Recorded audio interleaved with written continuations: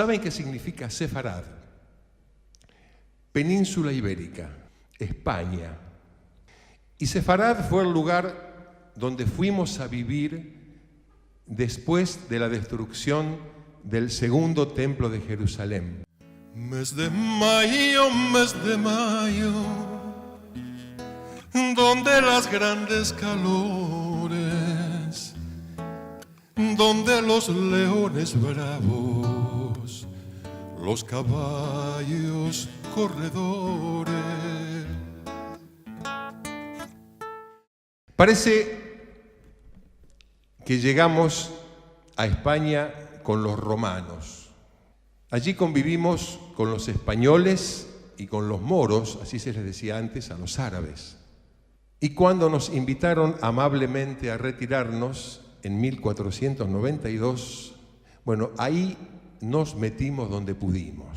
Aman, aman, aman, aman, aman, el Dios bendito Mutambayal. Purim, purim, purimani, pesak, pesak de la mano.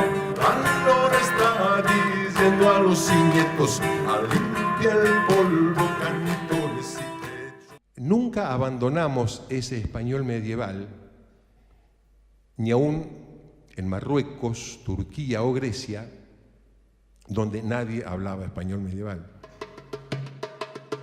Ay, si supiera, Ima, que a la cárcel iba a enterar, no sacaba yo este pello en medio de este cajal. Si supiera, Ima, que palos iba a candir, no sacaba yo este pello en medio de este patín. En la ventana hay una niña que a los marineros llama. En la mar hay una torre.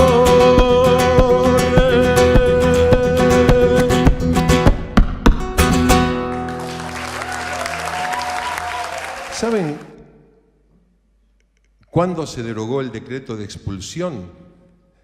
Ese que Isabel había promulgado en 1492, en 1992, 500 años después. Curioso. A partir de ese momento comienza la reivindicación del legado sefaradí en España.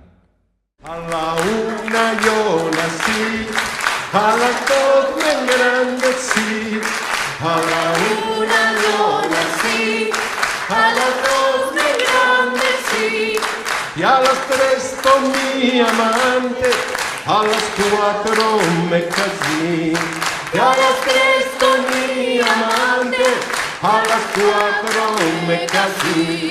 Alma, vida y corazón, alma, vida y corazón, alma, vida y corazón.